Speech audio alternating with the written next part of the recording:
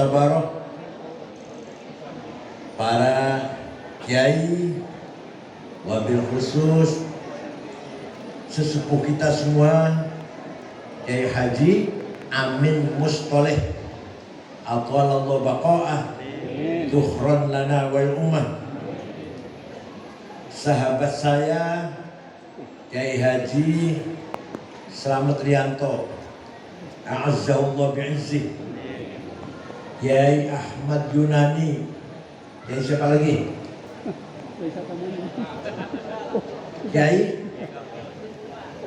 yang lain yang saya tidak tahu namanya, Ibu Nyai Bidayah dan nyai-nyai yang lain, pengurus Nahdlatul Ulama ranting MWC cabang, Badan Otonom Ansor Pagar Nusa, Muslimat Fatayat Ibnu PPNU, Sadati wa Sayyidati Anisati Ashabi wa Zumalai Abnai wa Banati Ayyuhal Hudur, para pejabat pemerintah yang wakili Pak Camat dari Polsek dan Koramil, KUA yang saya hormati.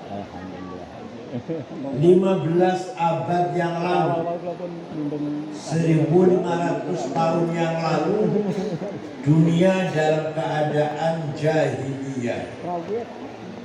Di sebelah barat ada negara yang sudah maju, namanya negara Romawi, sudah punya agama Katolik, punya kitab suci Bible, Injil, punya undang-undang, punya pendidikan, punya ilmu pengetahuan.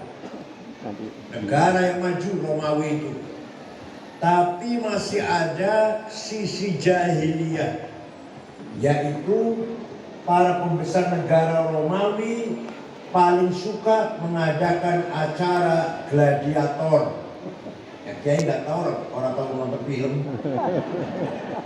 Gladiator itu budak dan budak, manusia dan manusia, budak diadu, ditonton oleh raja, oleh para pembesar negara, pembesar agama. Kalau sudah ada yang kalah, terkapar, mati salah satunya, tepuk tangan, gembira, berarti acara sukses. Ini namanya jahiliyah. Itu negara Romawi.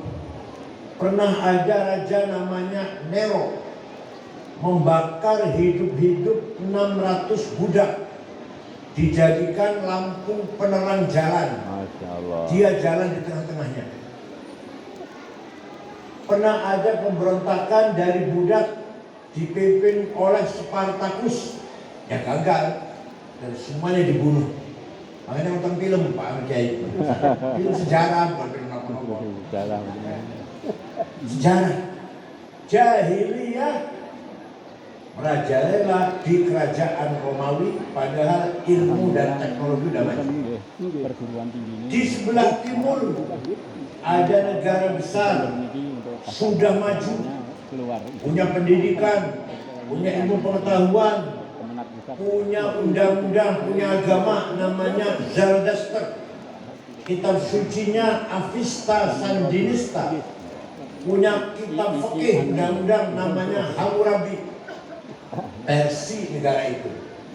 Tapi undang-undang di sana hanya untuk orang kecil. Kalau orang kecil melanggar hukum, walaupun masalah kecil dihukum sesuai dengan undang-undang.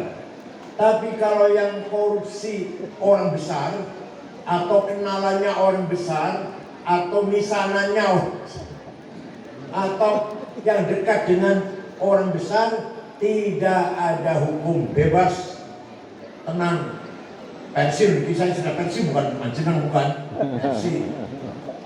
Itulah jahiliyah versi Romawi. Jahiliyah versi jahiliyah, di tengah-tengah ada Jazirah Arab, bangsa Arab.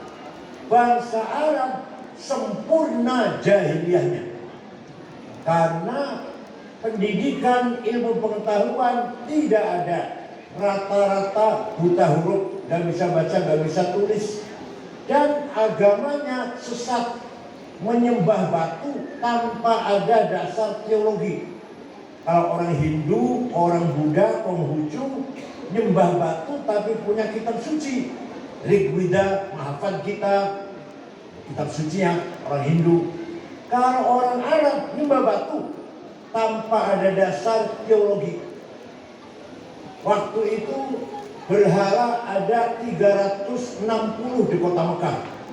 Ada yang namanya Lata, Uzza, Manah, Hubal, Ya'uq, Yahud, Nasr, Suwa', Wad. Dia ada nama-nama berhala di situ. Rata-rata buta huruf yang bisa baca tulis kurang lebih 10 orang ketika Nabi Muhammad lahir. Umayyah bin Abi Salat, Zuhair bin Abi Salman, Qus al-Ayadi, Antara al-Absi, itu bisa baca tulis. Lainnya buta huruf. Rasulullah juga buta. Nah, mudah perang satu sama lain. Hanya masalah sepele bisa perang puluhan tahun. Ada tamu, ontanya dicuri. Itu perang antara yang punya tamu dengan yang punya keluarganya yang cicir ontanya. Perang 40 tahun gara-gara onta. Namanya perang Fijar. Rasulullah waktu itu baru usia 14 tahun, membantu pamannya Abu Thalib ikut perang. Rasulullah membawakan anak panahnya. Itu perang Fijar 40 tahun. Kanjeng Nabi usia 14 tahun, membantu pamannya. Kalau punya anak perempuan takut menjadi beban, tidak bisa membantu keluarga, lebih baik dikubur hidup-hidup. Sayyidina Umar pernah mengubur anak perempuan yang baru lahir. Kalau bapaknya mati, ibunya agak beres. Nanti agak beres. Kalau bapaknya mati, ibunya agak beres, diambil oleh anaknya. Gimana-mana kalau diambil orang lain. Ini jahiliyah Arab.